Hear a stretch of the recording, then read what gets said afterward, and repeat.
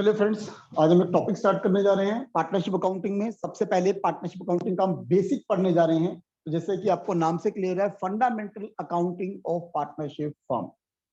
यानी कि जो पार्टनरशिप फर्म में अगर कुछ पार्टनर्स मिलकर अगर काम कर रहे हैं तो उनके अकाउंट कैसे बनेंगे, इसके पीछे प्रोविजंस क्या, उनके पीछे लॉ रहेगा, क्या ऑब्जेक्ट रहेगा, सारी कहानी हम इस चैप्टर के अंदर पढ़ने जा रहे हैं। चलिए, सबसे पहली चीज, जो पार्टनरशिप एक्ट है सर, वो 1932 के अंदर रजिस्टर्ड हुआ सर। अब आप समझिए एक्ट, कानून क्या है। क्वेश्चन आता है कानून क्या है। तो फ्रेंड्स ध्यान करिए, अगर हम कानून की अगर बात करते हैं तो मैंने कहा कि कहीं ना कहीं कभी तो किसी के बीच में कोई डिस्प्यूट हुआ होगा और उसको डिस्प्यूट को रिजोल्व करके तो एक कानून बनाया होगा। क्या मैं ठीक कह रहा हूं? मैं ठीक कह रहा हूं? आप मानिए, यकीन मानिए, मैंने कहा कि सपोज करो ये व्यक्ति मिलकर बिजनेस कर रहे हैं, ढेरों लोग मिलकर बिजनेस कर रहे हैं आपस में, कभी कोई किसी का कोई डिस्प्यूट नहीं हुआ, कोई अपना कोई डिस्प्यूट किसी राजा महाराजा के पास लेकर नहीं पहुंचा, किसी कोर्ट में नहीं पहुंचा। समझना मेरी बात को। तो सर कुछ कानून बनाने की जरूरत ही नहीं है ना। जरूरत कब है?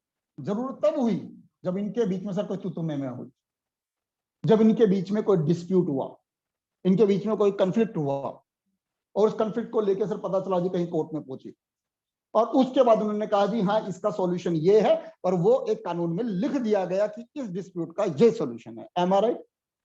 तो जो अब हम बात करते हैं कानून, तो सर वहां पर क्या है कि जब भी कोई एक्ट बनता है तो उसके अंदर सेक्शंस लिख दिए जाते हैं। तो पार्टनरशिप पे जो एक्ट बनकर तैयार हुआ,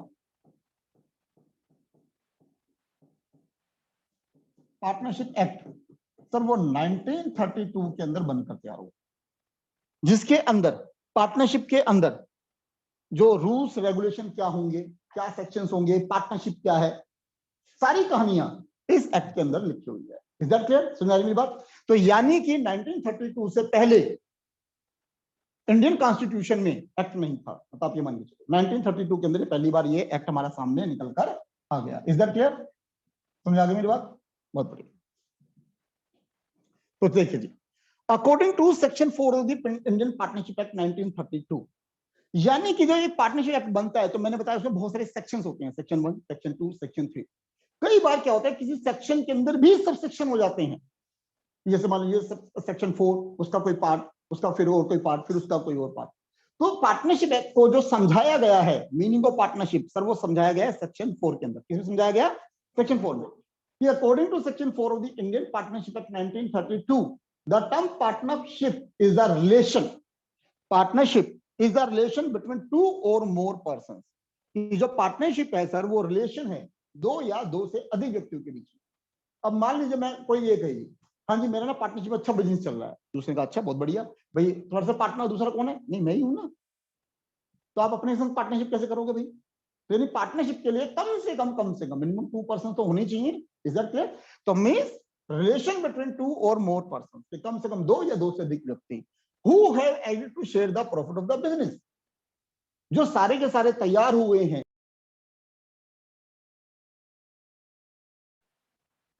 तो जितने भी पार्टनर्स हैं who have agreed to share the profit of the business, ये सारे ये कह रहे हैं कि बिजनेस का जो भी प्रॉफिट होगा वो आपस में वो शेयर करेंगे।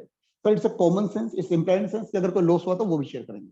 ये नहीं कि कोई नुकसान हो गया तो कहेगा भैया हमें तो कार्य नहीं था, पड़ोसी करेगा, वही जलता है वही करेगा शेयर, ऐसा थोड़ी ना होगा। तो ये इंप्लाइड सेंस की प्रॉफिट को शेयर करेंगे, तो लॉस कोई होगा तो वो भी शेयर करेंगे। कैरीड ऑन बाय ऑल, यानी ये वो पार्टनर्स जो सारे मिलकर चला रहे हैं, और any of them acting for all, तो जरूरी नहीं है कि सारे ही चला रहे हों। बिल्कुल ऐसा पॉसिबल है कि अगर पार्टनरशिप फर्म के अंदर मैंने बात करी, तो अगर ये 3 पार्टनर हैं, ये जो 3 पार्टनर हैं, इसमें हो सकता है कि ये पार्टनर यहाँ पे स्लीपिंग पार्टनर हो। क्या हो यहाँ पे? Sleeping partner. ठीक है जी, कि भाई कि मैं यहाँ पे डेली रूटीन में मैं एक्टिविटी में पार्टिसिपेट नहीं करूंगा, पैसा लगा दिया मैंने, और मैं तुम दोनों पे पूरी तरह से बिलीव करता हूं, जो तुम करोगे सब मुझे एक्सेप्ट है, जो मेरा नफा नुकसान हो मेरे को दे देना, नफा दोगे तो ठीक है, नुकसान दोगे तो ठीक है, स्लीपिंग पार्टनर। तो अब ये जो काम कर रहे हैं एक्टिंग फॉर ऑल, तो ये 2 काम कर रहे हैं लेकिन एक्टिंग वो सबके लिए कर रहे हैं। Is that clear? तो ये जरूरी नहीं है कि अगर एक पार्टनरशिप फर्म में अगर 10 पार्टनर हैं तो 10 के 10 एक्टिव होंगे, ये कोई जरूरी नहीं है। हो सकता है जी उसमें से 2 या 4 एक्टिव हो और 6 स्लीपिंग पार्टनर है। लोगों के पास सर बहुत पैसा है, समझ रहे हो मेरी बात को? बहुत पैसा है लोगों के पास। कहते सर 10 करोड़ ले, मैंने लगा दी तेरे इसमें, कर ले काम, जो नफा नुकसान हो दीजिए मेरे को, कर ले, पता है भैया बहुत कमा के ही देगा। आ रही बात सुनने? दैट्स। तो चीजों को हमें यहाँ जो सीखना है सर वो बिल्कुल प्रैक्टिकल तरीके से सीखना है। ठीक, तो दोबारा से समझा रहा हूँ, रिलेशन टू और मोर पर्सन। ठीक, जो तैयार है प्रॉफिट को शेयर करने के लिए बिजनेस के लिए, मिलकर चला रहे हैं सारे या उनमें से कुछ चला रहे हैं। इधर क्लियर? चलिए आगे। In other words, a partnership is the business structure where by 2 और more person share the ownership. जहां पे 2 या 2 से अधिक व्यक्ति हैं और ओनरशिप को शेयर कर रहे हैं, प्रॉफिट को शेयर कर रहे हैं, कॉस्ट को शेयर कर रहे हैं, रिस्क को शेयर कर रहे हैं, रिस्पॉन्सिबिलिटी को शेयर कर रहे हैं, running of the business. Person carrying the partnership individually known as partner. तो जो पार्टनरशिप फर्म को चला रहे हैं, राम रहीम सोहन अगर चला रहे हैं, तो अगर इंडिविजुअली बात करें राम के बारे में, रहीम के बारे में, सोहन के बारे में, तो वो क्या कहलाएगा? पार्टनर। और फर्म को क्या बोलेंगे? Partnership firm. अब हो सकता है पार्टनरशिप फर्म का कोई नाम रखा हो, ना रखा हो, ये कोई जरूरी नहीं। मतलब हम ये कहेंगे पार्टनरशिप फर्म का नाम होना जरूरी है, इट्स नॉट नेसेसरी, कोई जरूरी नहीं है। ठीक, लेकिन अगर अच्छा होगा पार्टनरशिप फर्म का नाम तो अच्छा रहता है, मतलब कि समझ आ रही मेरी बात? ठीक, ए partnership firm has not separate legal entity distinct from the partners. ध्यान से ध्यान सुना। पता चला जी एक शब्द उड़ गया, निकल गया, एक शब्द उड़ गया, तो मतलब चेंज हो गया। सर इसने कहा सेपरेट लीगल एंटिटी नहीं है, सेपरेट एंटिटी है। तो आपको 11th में पढ़ाया गया sir separate entity concept. Separate entity concept और सेपरेट लीगल एंटिटी कंसेप्ट दोनों अलग अलग चीजें। आप बात को समझिए। जब हम बात करते हैं माय फ्रेंड सेपरेट एंटिटी की, ठीक, तो सेपरेट एंटिटी की मतलब क्या है? हमने कहा सर ये बिजनेस है, ठीक है, और मैंने कहा सर ये बिजनेसमैन है। तो हम ये कह रहे हैं कि भाई इसकी अपनी एंटिटी है और इसकी अपनी एंटिटी है, लेकिन ये कौन कह रहा है? ये कह रहा है सर अकाउंट्स। ये कौन कह रहा है? अकाउंट्स कह रहा है। Is that clear? ये बात अकाउंट्स कह रहा है कि भाई बिजनेस और बिजनेसमैन दोनों अलग अलग हैं और हमें अकाउंट्स बनाने बिजनेस के point of view. Is that clear? मेरी बात सुन आ रही है?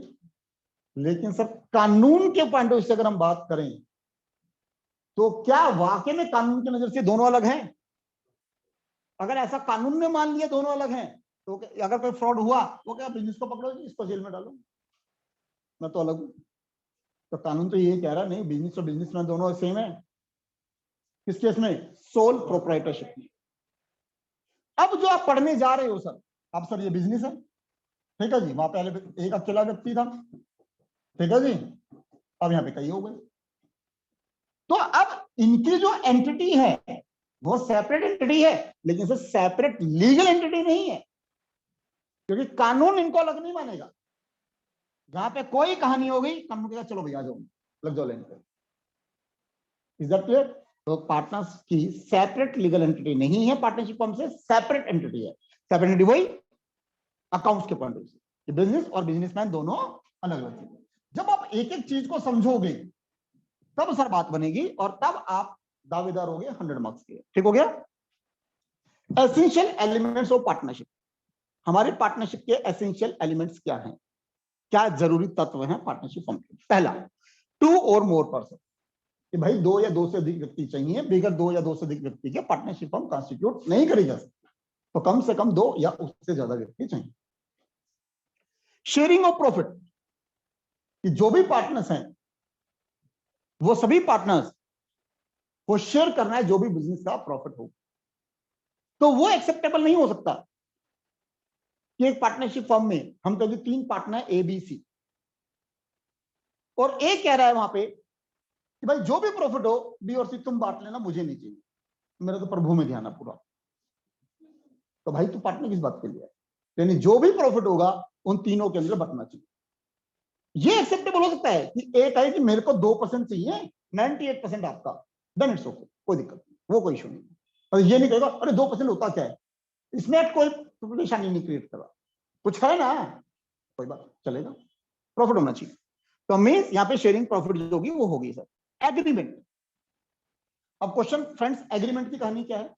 अब मैंने कहा सर जो एग्रीमेंट की जो मेरी यहां बात चल रही है, तो एग्रीमेंट यहाँ पे सर रिटन और ओरल, कि यहाँ पे जो एग्रीमेंट है वो रिटन भी हो सकता है और एग्रीमेंट जो है वो ओरल भी हो सकता है, कि जो भी आप कायदे कानून बनाना चाहते हैं पार्टनरशिप फर्म में उसे बोलते हैं हम एग्रीमेंट। अब जो कायदे कानून है सब लिखित में लिख लो या ओरल डिस्कस कर लो आपस में, तो वो हो गया एग्रीमेंट।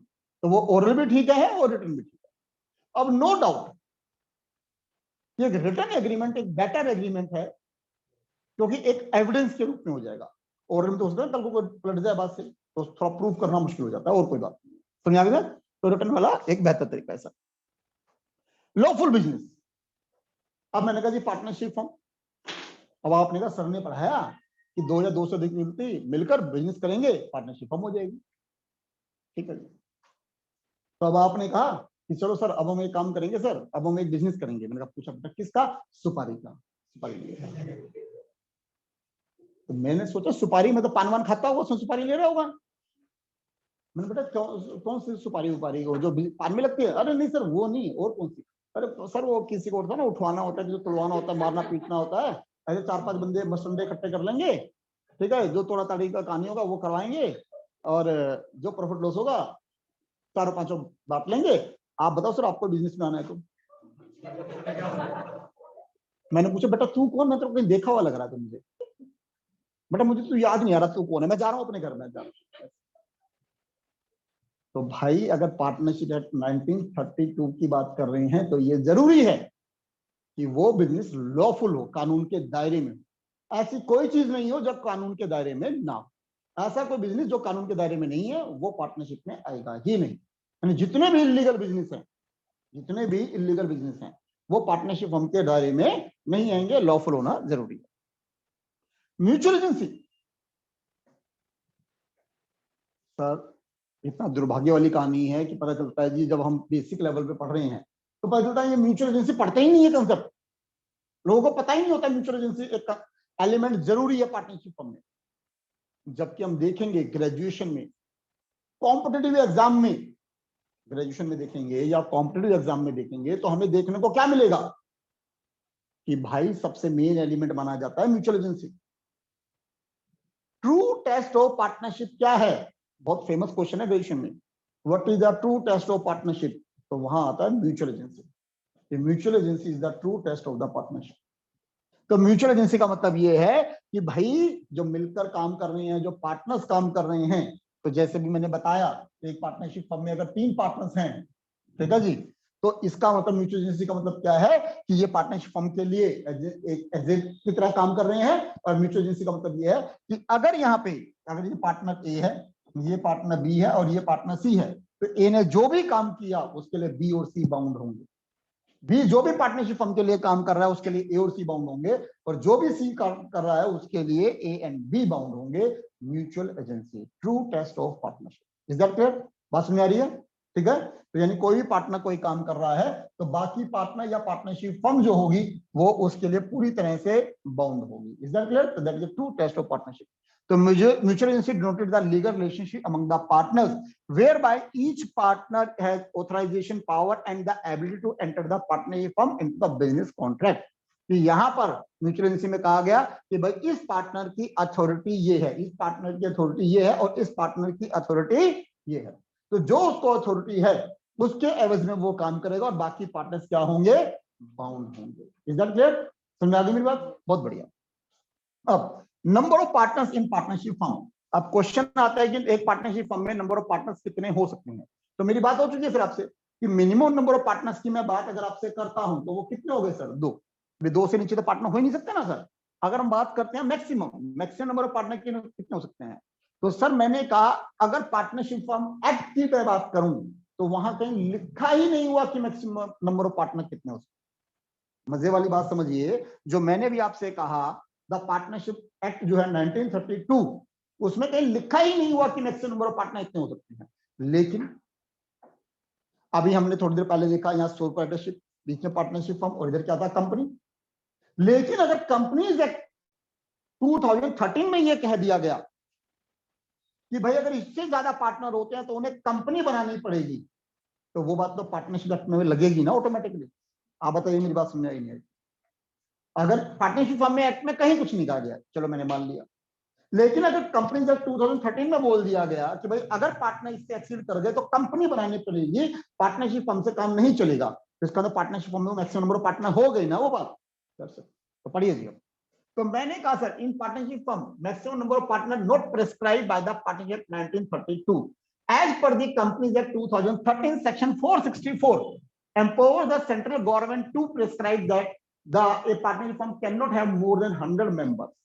तो उसने कहा यहाँ पे कंपनीज एक्ट 2014 के अंदर इस सेक्शन के अंदर ये कहा गया कि एक पार्टनरशिप फर्म के पास 100 मेंबर से ज्यादा नहीं हो सकते, but the central government has prescribed the maximum number of partners in a firm to be 50 while rule 10 of companies miscellaneous rule 2014 कि यहाँ पर उसने बोला गया कि जो सेंट्रल गवर्नमेंट है उसने यहाँ पे बोल दिया 50, कितना बोल दिया 50, ठीक है जी। तो बकायदा मैंने फुल डिटेल डाल किया है, रूल 10 कंपनीज मिसलेनियस रूल 2014 में ये बात बोली गई। तो अब उसने को डिफाइन नहीं करा, यहाँ पे इस वाले सेक्शन बोला गया कि 100 से ज्यादा नहीं हो सकते, सेंट्रल गवर्नमेंट ने कितने बोल दिया 50। तब क्या कंक्लूजन हुआ, आया समझ में? भाई कोई किसी को कॉन्ट्रडिक्ट नहीं कर सकता ना, आप मेरी बात को समझ रहे हो? भाई यहां उसने कह दिया 100 से ज्यादा नहीं हो सकते, सेंट्रल गवर्नमेंट ने भी बोल दिया जी इस रूल के अकॉर्डिंग 50, तो ठीक है 50। Is that clear? तो पूरी तरह से मैंने सारे सेक्शन वगैरह यहां लिखे। तो finally a partnership firm can not have more than 50 members. Is that clear?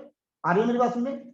Sir आप यकीन मानिए, मेरे आपको होता नहीं सुनकर ऐसा लगे, मैं कोई बड़े बोल नहीं बोलना चाह रहा, मैं ये कह रहा हूँ जितनी ये नॉलेज मैं आपको दे रहा हूँ आप यकीन मानिए जब स्कूल में पढ़ोगे या किसी और कोचिंग में कोई देखोगे तो मैं आपसे पूछूंगा सर बताइए सर कौन कितनी कितनी आपको नॉलेज दे रहा है, तो इस नॉलेज को अगर आप लेके चलोगे देन डेफिनेटली आप 100 के दावेदार होगे, 100% होगे। Sir personal disqualified to form the partnership, sir कौन कौन व्यक्ति है जो डिस्क्वालीफाइड है कि वो पार्टनरशिप फर्म नहीं बना सकता या उसमें फॉर्म में नहीं आ सकता? तो ए माइनर, कोई अगर माइनर है तो आप उसके संग पार्टनरशिप फर्म फॉर्म नहीं कर सकते। माइंड इट, आप एक माइनर के संग पार्टनरशिप फॉर्म नहीं कर सकते, बट अगर आप एक पार्टनरशिप फर्म बना के बैठे हुए हो तो एक माइनर पार्टनरशिप फर्म में एडमिट हो सकता है। माइंडेड फर्क है, अपनी बात समझ रहे हो? इधर के मान लीजिए आप मेरे सामने बैठे हो और मैंने कहा जी आप माइनर हो, तो मैं आपके संग पार्टनरशिप फर्म बना नहीं सकता, लेकिन अगर मैंने किसी के साथ पार्टनरशिप फर्म बना रखी है तो मैं आपको माइनर को एज ए पार्टनर एडमिट कर सकता हूं, बट ओनली फॉर प्रॉफिट। अगर माइनर को आप एडमिट करते हो तो माइनर को केवल प्रॉफिट में मिलेगा, अगर कोई लॉस होगा तो माइनर उसके लिए रिस्पॉन्सिबल नहीं होगा, बिकॉज वो माइनर। Is that clear? चलिए, तो यानी कि माइनर के संग आप फॉर्म नहीं कर सकते। अनसाउंड माइंड, अगर कोई मान लीजिए अनसाउंड माइंड है, थोड़ा सा दिमागी संतुलन ठीक नहीं है, तो उस व्यक्ति के संग आप पार्टनरशिप फर्म क्रिएट नहीं कर सकते। आप सोचिए ये सारे रूल्स इसलिए बनाए गए हैं ताकि फ्रॉड ना हो। आप बात को समझ रहे हैं? भाई ये रूल किस लिए बनाए जा रहे हैं? इसलिए बनाए जा रहे हैं कि फ्रॉड ना हो, फ्रॉड को रोकने के लिए। इंसेंटिव, कंप्लीटली कोई पागल है, any person disqualified the act. अगर मान लीजिए किसी देश के कानून ने ये कह दिया ये पर्टिकुलर पर्सन, ये पर्टिकुलर कंपनी, ये पर्टिकुलर ऑर्गेनाइजेशन डिस्क्वालीफाइड करी जाती है, ये किसी के साथ कॉन्टैक्ट नहीं कर सकती, तो आप उसके साथ पार्टनरशिप फॉर्म भी नहीं बना सकते। आगे बात सुनने, इज दैट क्लियर? जैसे जैसे अभी रिसेंटली सर रशिया यूक्रेन में वॉर हो रही है। अब अगर वॉर छिड़ ही गई, एक कंट्री हो गई, एक कंट्री हो गई, ठीक हो गया सर? मैंने कहा यहाँ पे रशिया, यहाँ यूक्रेन, यहाँ पे सर एक व्यक्ति ये और एक व्यक्ति सर ये, इसमें सर ये आपस में बिजनेस कर रहे थे। सर कर रहे होंगे, कोई ना कोई तो डेफिनेटली कर रहा होगा। मैं ठीक कह रहा हूँ गलत कह रहा हूँ? कर ही रहा होगा ना सर, कोई ना कोई तो बिजनेस। मैं ठीक बोल रहा हूँ? अब आप मेरी बात को मानिए सर, अब ये जो बिजनेस कर रहे थे जैसे ही इनके बीच में वॉर शुरू हुई ऑटोमेटिकली सर ये एनिमी कंट्री घोषित हो गई एक दूसरे की। जब दो देशों में लड़ाई होती है तो दुश्मन तो हो ही गए ना। तो अब इन दोनों के बीच में जितने भी कॉन्ट्रैक्ट थे वो सारे वर्ल्ड एब इनिशियो हो गए, नल, डिस्क्वालीफाइड, नॉन ऑपरेटिव, यानी जितने भी इनके बीच में एग्रीमेंट थे वो सारे खत्म हो गया, बेकार हो गया। मान लीजिए ये कह रहा है कि मुझे तेरे से 5 करोड़ रुपए लेने थे, जायश करने दे रहा, 18 में दुश्मन को पेमेंट कौन देता है? Is that clear? कुछ आ रहा है समझे? ये समझा रहा हूं। तो इसका मतलब ये हुआ यहाँ पे ऑटोमेटिकली ये हो गया कि जितने भी अब आप जो पार्टनरशिप फर्म जो भी इस कंट्री में हो रही है वो अब आप इसके साथ नहीं कर सकते। जो यहाँ पे जितने भी अब बिजनेस हो रहे हैं वो अब यहाँ पे इसके साथ वो काम नहीं कर सकते, ये इंप्लाइड है। अगर कर लिया तो वो ऑफेंस है, वो इलीगल। आप बताओ, मेरी बात समझ में आई नहीं आई? Is that clear? तो यानी कि अगर किसी एक्ट ने किसी को डिस्क्वालीफाइड कर दिया तो सर उसका मतलब आप उसके साथ पार्टनरशिप फर्म नहीं बना सकते। Is that clear? तो डिस्क्वालीफाइड का मैंने आपको एक एग्जांपल दिया। पार्टनरशिप डीड, सर ये पार्टनरशिप डीड वही है पार्टनरशिप एग्रीमेंट जो मैंने अभी थोड़ी देर पहले बताया, तो उसका टर्मिनोलॉजी नेम पार्टनरशिप डीड हो गया, पार्टनरशिप एग्रीमेंट का। तो पार्टनरशिप डीड क्या है? पार्टनर जितने भी कायदे कानून नियम जो बनाना चाहते हैं जो, वो सब बन जाएंगे सर पार्टनरशिप डीड के अंदर। तो इसके अंदर जितने भी रूल्स रेगुलेशंस हैं पार्टनर्स के बीच में वो सारे के सारे यहां पर आ जाएंगे। Is that clear? जितने भी रूल्स हैं। तो partnership deed is the written or oral agreement between among the partners to know the rules and regulation of firm. जितने भी रूल्स और रेगुलेशन फर्म के वो सब इसमें आएंगे। It is a document which contains terms and condition of partnership as agreed among the partners to avoid any dispute in future। कि भाई भविष्य में कोई डिस्प्यूट या फ्यूचर में कोई कंटिन्यू कोई ना कोई समस्या हो, तो इस वजह से सर जितने भी रूल्स रेगुलेशन आपस में रखना चाहते हैं वो लिख सकते हैं। ऐसा नहीं है सर बिल्कुल भी कि पार्टनरशिप डीड में हमने कोई नियम कायदे कानून लिख दिए और बाद में हम कोई और नियम कायदे कानून ऐड करना चाहें, तो ऐसा नहीं है कि कोई कही ABC पहले क्यों नहीं कही थी, अब नहीं हो सकता, ऐसा नहीं है। आप कभी भी इसमें कोई और ऐड अल्टरेशन चेंजेस करना चाहते हो, वेलकम, बट सभी पार्टनर्स की फिर उसके बाद रजामंदी होनी जरूरी है। आपने पहले कोई बना दिया, ओके फाइन, मान लीजिए 3 पार्टनर थे ABC, आपने एक एग्रीमेंट बना दिया, बहुत बढ़िया सर। अब बाद में आप उसमें कुछ चेंज करना चाहते हो, ऐड करना चाहते हो, डिलीट करना चाहते हो, तब सभी पार्टनर्स का उसमें रजा होना, कंसेंट होना उसका, वो जरूरी है सर। ठीक, चलो व्हाट इज प्रिपेयर्ड, अभी बात हुई सर कि भविष्य को डिस्प्यूट ना हो इसलिए बनाया जा रहा है, कोई भूल चूक ना हो इसलिए करा जा रहा है।